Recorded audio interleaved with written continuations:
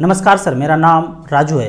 एक इंजीनियर बेटे का एमएनसी कंपनी में नौकरी लगने के बाद 15 लाख का पैकेज मिलते ही पहले महीने का सैलरी आते ही अकाउंट में आते ही मैसेज आना शुरू होता है मोबाइल पे, लोन ले लो, ईएमआई इतना सस्ता है, लोन ले लो। इस तरह का उनके मोबाइल पे मैसेज आना शुरू हो गया। जैसे ही ऐसा होता है, इस बीच हमारा वीडियो उनको गलती से मिल जाता है यूट्यूब पे, और वीडियो देखते ही 15-20 दिन के बाद घर आने का प्लान करते हैं।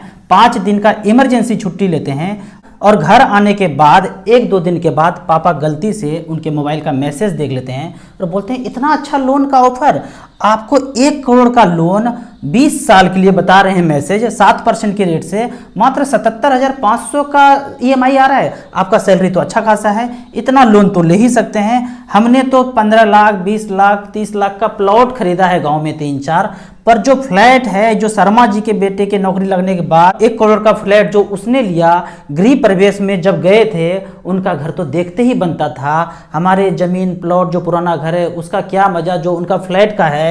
आप भी 1 करोड़ का एक मकान ले लो और हम लोग सब यहीं पे रहेंगे। आप कभी कभी बीच बीच में आना, आप तो शहर में अभी रह रहे हो, आप यहाँ एक घर ले लो, हमारा तो नाम ही नाम हो जाएगा। तो बेटे ने इस पे कुछ नहीं कहा। अगले दिन पापा के साथ बैठते हैं और पापा को बोलते हैं, पापा जी जो आपने 30 लाख का एक प्लॉट लिया था वो 15 साल के बाद आज 1 करोड़ का हो गया है। इस 1 करोड़ को अगर एसबीआई म्यूचुअल फंड में, एसबीआई बैलेंस फंड में रख देते हैं और 60,000 रुपये पर मंथ का पेंशन लेते हैं तो 15 साल तक पेंशन लेते भी रहेंगे और 11% का रिटर्न अगर डिलीवर करे तो 2 करोड़ रुपया बाद में भी हो जाएगा। तो मैं ये चाहता हूँ, जिस तरह का ज़िंदगी हम लोग गांव में जी रहे हैं, प्लॉट तो वहीं पड़ा हुआ है, 15 साल से पड़ा हुआ है, उसको सेल कर दीजिए, पैसे को इन्वेस्ट कर दीजिए और 60,000 रुपये पर मंथ पेंशन लेना शुरू कर दीजिए। सभी फैमिली मेंबर का जीवन यापन कुछ और ही हो जाएगा।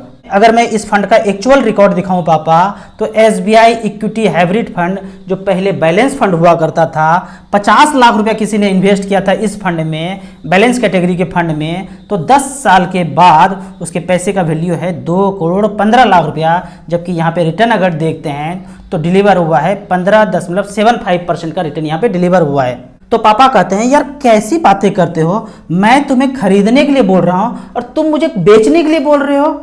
ठीक है पापा, गुस्सा मत कीजिए, एक चीज़ और बताता हूँ, जो 77,500 का ईएमआई पे मैं घर लेने जाऊँगा, आप जैसा कह रहे हैं वैसा कर लूँ, वो ना करके 77,500 का मैं एसआईपी म्यूचुअल फंड में चलाता रहूँ, एसबीआई में ही चलाता रहूँ, SBI mid cap, small cap, Contra fund में करता रहूँ, 15 साल के लिए मात्र करूँ, 15% के रेट से 5 करोड़ 24 लाख रुपया तक बन सकता है। और जब ऐसा बन जाएगा तो मैं आपके पास ही रहना चाहता हूँ, गाँव में ही रहना चाहता हूँ। एग्जैक्ट कैलकुलेशन के लिए यहाँ पे हम देखते हैं कि 77,500 का पर मंथ का एसआईपी करते हैं, अगर 12% भी रिटर्न डिलीवर करे तो 15 साल के बाद पैसा जमा करते हैं हम 1 करोड़ 11 लाख रुपया और पैसा बनता है 3 करोड़ 12 लाख रुपया। ये तो 12% के रेट से है। अगर ये 14% का रिटर्न डिलीवर करे तो पैसा बनता है 4 करोड़ 43 लाख रुपया, जबकि 15% के रेट से ये पैसा बनता है 5 करोड़ 24 लाख रुपया।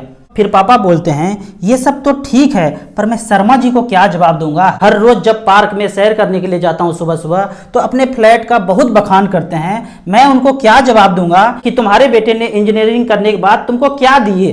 तो बेटे ने कहा, पापा मुझे तो उनका पहला नाम भी नहीं पता है, वो क्या सोचते हैं मुझे उससे फर्क नहीं पड़ता है, आप क्या सोचते हैं मुझे इससे फर्क पड़ता है। फिर थोड़ी देर के बाद पापा कहते हैं, नहीं नहीं, ये शेयर बाजार, ये मार्केट, ये म्यूचुअल फंड ठीक नहीं है, सबका पैसा यहाँ पे डूब जाता है। अगर तो तुम अपने जिद पे अड़े हो और मेरा बात नहीं मानोगे तो इस घर में अब नहीं आना, जहाँ रहते हो वहीं रहो, यहाँ अब नहीं आना। ऐसा कह के पापा उठ के वहाँ से चले जाते हैं और बेटा बैग उठा के मेट्रो सिटी की तरफ चलते हैं।